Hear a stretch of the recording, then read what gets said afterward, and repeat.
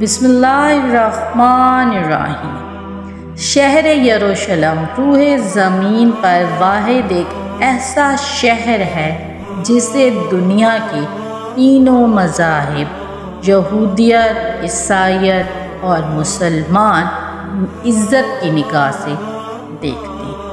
اس مقدس سرزمین میں بہت ساری مختلف قوموں کے عروج، زوال، جنگ و جدل اور مختلف داستانیں اس نے اپنے اندر سمیٹی ہیں۔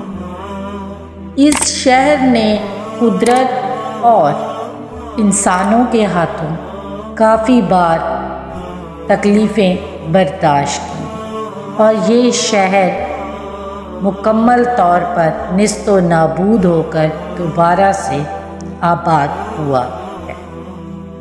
یہ شہر لوگوں کے دلوں میں بہت ہی انفرادی مقام رکھتا ہے۔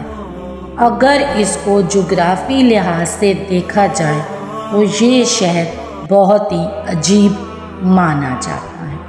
یہ جدریل کی پہاڑی سے اوپا تک پھیلا ہوا ہے جو جنوب اور مشرق کو چھوڑ کر باقی ساری اس سے گھری ہے۔ تاریخ بتاتی ہے کہ شہر یروشلم ایک ایسا شہر ہے جس پہ کبھی قحط نہیں پڑا اور یہ ایک سرسبز اور خوبصورت وادی رہی ہے۔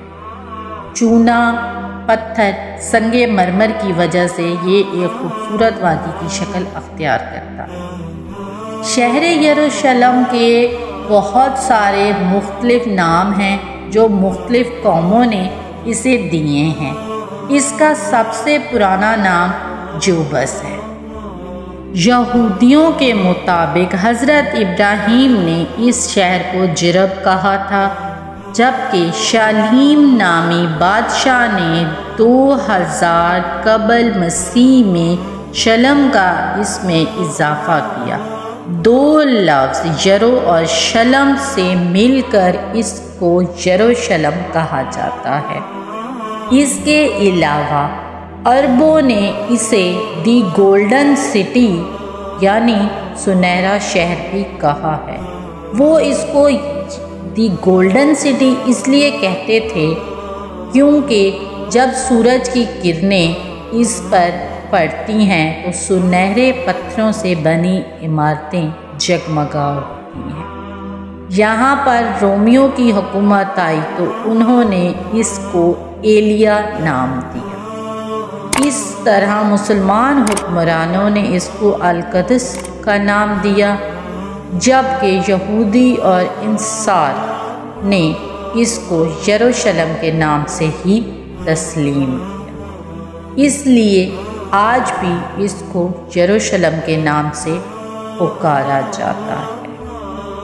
یہ شہر انسانی زندگی کے لیے بہت اہمیت کا حامل۔ یہ سب سے قدیم بیت المقدس جگہ ہے۔ اہل کتاب کے مطابق ایلیا ایک ایسی سرزمین ہے جس کے ذریعے انسان گناہوں سے پاک ہو جاتا ہے۔ یہ وہ جگہ ہے جہاں سے کائنات کی تخلیق شروع ہوئی اور حدیث نبوی کے مطابق یروشلم میں سب سے پہلے حضرت آدم یا ان کے بیٹے نے قدم رکھا۔ رسول اللہ صلی اللہ علیہ وآلہ وسلم نے فرمایا ہے کہ روح زمین پر سب سے پہلی مسجد الحرام ہے جسے مسجد الاقصیٰ بھی کہا جاتا ہے۔ اس کے 40 سال بعد بیت المقدس کی بنیادیں رکھی۔ تاریخ کے مطابق اہل اسلام یعنی حضرت نوح کے بیٹے سام کی اولادیں 2500 قبل مسیح میں آ کر یہاں بسی، جن کو کنانی بھی کہا جاتا ہے، اور اس لیے اس قدیم شہر یروشلم کو عرب کنان بھی کہا جاتا ہے۔ پھر 2000 قبل مسیح کے زمانے میں حضرت ابراہیم نے عراق سے یروشلم کی طرف ہجرت فرمائی۔ اور جبرون کے مقام پر سکونیت اختیار کی۔ اہل کتاب اور ابن کثیر کے مطابق حضرت ابراہیم نے یروشلم میں کافی وقت گزارا اور شالیم نامی بادشاہ نے حضرت ابراہیم پر ایمان لائے، جس کی وجہ سے خطہ جبرون میں حضرت ابراہیم کی طاقت میں اضافہ ہوا، اور یہاں پر ہی حضرت ابراہیم کی اولادیں پیدا ہوئی اور انہوں نے اپنی زندگی کا سارا حصہ یہیں پر گزارا اور جبرون میں ہی آپ کا مدفن ہے۔ 40 سال بعد حضرت ابراہیم کے پڑپوتے یعنی حضرت یعقوب علیہ السلام نے اسی جگہ پر خداوند تعالیٰ اللہ تعالیٰ کو خواب میں دیکھا تھا، لہٰذا انہوں نے اس مقام پر بیت الحیل کی تعمیر کی، جن کو دینی لحاظ سے پہلا مقدس مقام بھی مانا جاتا ہے۔ حضرت یعقوب علیہ السلام کی اولاد جن کو آج کل بنو اسرائیل کہا جاتا ہے، یہ لوگ کنعان چھوڑ کر مصر کی طرف ہجرت کر گئے اور لمبے عرصے تک فرعونیوں کے ہاں غلام اور اسیر بن کر رہے۔ اس وقت قوم عمالقہ نے فلسطین پر قبضہ کیا ہوا تھا اور یروشلم پر۔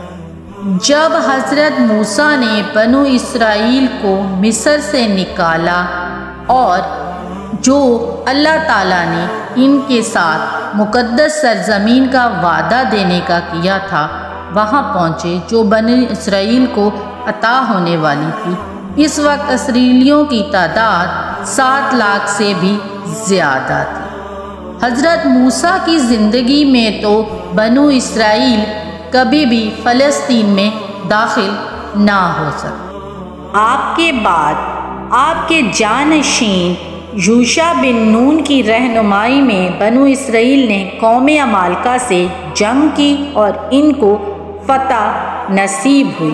اس طرح سے فلسطین میں دوبارہ بنو اسرائیل داخل ہوئی اور اس کے گرد و نواح کے علاقوں میں رہنے لگے۔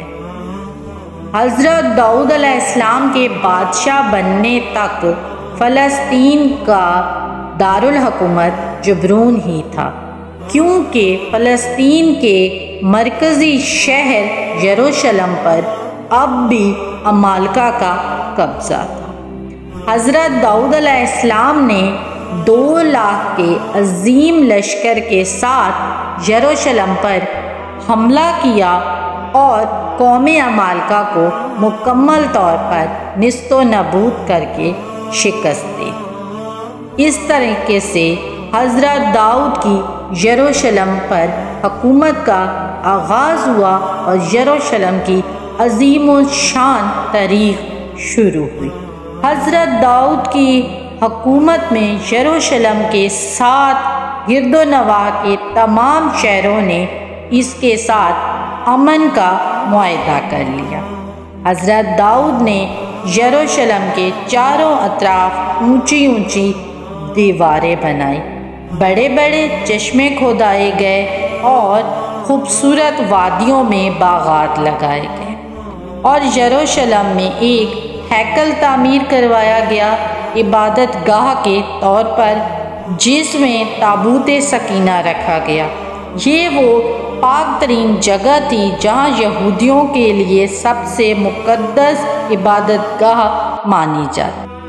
یہ ہیکل حضرت داؤد کے بیٹے حضرت سلیمان علیہ السلام نے جنات کی مدد سے تعمیر کروائی۔ اس ہیکل کے گرد بہت ہی خوبصورت اونچی عمارت تعمیر کروائی گئی جو ہیرے جواہرات اور موتیوں سے بنی تھی۔ اس میں بڑی بڑی شاہراہیں اور کمرے بنائے گئے۔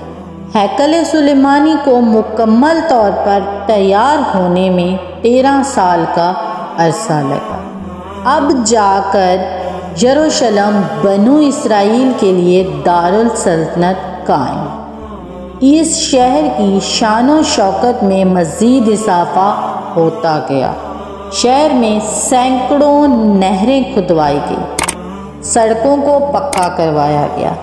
اس طرح شہر یروشلم دور دراز تک سب سے خوبصورت اور عظیم الشان تجارتی مرکز بن۔ ماہرین کے مطابق اس وقت شہر یروشلم دنیا کی مختلف تہذیبوں اور مقدس سرزمینوں میں سے ایک مانا جاتا تھا، جس نے تجارت کی غرض سے وادی سندھ، مصر اور فارس کو ساتھ شامل کیا۔ وادی سندھ کے شہر منجو داڑو اور ہڑپا سے سونا، چاندی، ہاتھی دانت، مور، مثالیں، کپاس کی تجارت کی جاتی۔ حضرت سلیمان علیہ السلام نے عظیم الشان دور ختم ہونے کے بعد بنو اسرائیل سرکش اور نافرمان ہو گئے۔ انہوں نے اپنی مقدس کتاب تورات میں مختلف تبدیلیاں کی اور اپنے پاک پیغمبروں کو قتل کرنا شروع کر دیا۔ جوا نامی ایک مورتی بنائی اور بت پرستی کا آغاز شروع کر دیا۔ یہ ایک بدبخت قوم مختلف گناہوں میں ملوث ہو گئی، جن میں سود، زنا، جوا خانے کا آغاز بھی بنو اسرائیل نے ہی کیا۔ ان کی ان گناہوں اور نافرمانیوں کی وجہ سے کافی بار بیرونی طاقتوں نے یروشلم پر حملہ کیا اور اس کو تباہ کر دیا۔ تقریباً تاریخ بتاتی ہے کہ 17 بار یروشلم پوری طرح سے ختم ہو کر دوبارہ آباد ہوا۔ ان حملوں میں شاہ مصر سیساک کا حملہ، اشوری بادشاہ کا حملہ، 500 قبل مسیح میں بائبل کے بادشاہ کا حملہ، 300 قبل مسیح میں اسکندر اعظم کا جنرل کا حملہ شامل ہے۔ ٹائٹن کا حملہ بھی انہی حملوں میں سے ایک حملہ ہے۔ جب ان لوگوں نے تورات میں تبدیلیاں کی اور ان کی نافرمانیوں کی وجہ سے اللہ تعالیٰ نے ان کو سزا دی اور ہیکل سلیمانی کئی بار نیست و نابود اور تباہ ہو گیا، اور ٹائٹن نے ہیکل سلیمانی کو تباہ کرنے کے بعد اسرائیل کی عورتوں کو اسیر بنا لیا اور ان سے غلامی شروع کر لی۔ یہودیوں کا مال و دولت لوٹ لیا گیا اور ان کو اپنا غلام بنا لیا گیا۔ عظیم الشان عمارتیں مٹی کا ڈھیر بن گئی۔ جب اللہ تعالیٰ نے رسول اللہ صلی اللہ علیہ وآلہ وسلم کے نبوت کے 7ویں سال معراج پر تشریف لے جانے کے لیے ان کو مسجد الحرام سے بیت المقدس پہنچایا تو آپ صلی اللہ علیہ وآلہ وسلم نے تمام انبیاء کی امامت کی نماز کی اور ان کو نماز ادا کی، اور اسی مقام سے براق نامی گھوڑے پر سوار ہو کر 7 آسمانوں تک سفر کیا۔ اور اس طرح سے جس طرح مسلمانوں میں خانہ کعبہ مسجد نبوی اہمیت کے حامل ہیں، مسجد الاقصی بیت المقدس بھی مسلمانوں کے لیے ایک مقدس مقام مانا جاتا ہے۔ امید کرتی ہوں یروشلم کی تاریخ آپ لوگوں کو پسند آئی ہوگی۔ پسند آئی ہو تو ویڈیو دوستوں کے ساتھ شیئر کر کے چینل کو سبسکرائب کرنا مت بھولیے گا۔ ملتے ہیں ایک اگلی ایسی ہی انفارمیٹیو ویڈیو میں۔ مجھے دعاؤں میں یاد رکھیے گا۔ تب تک کے لیے اللہ آپ تمام لوگوں کا حامی و ناصر ہو۔ اللہ حافظ۔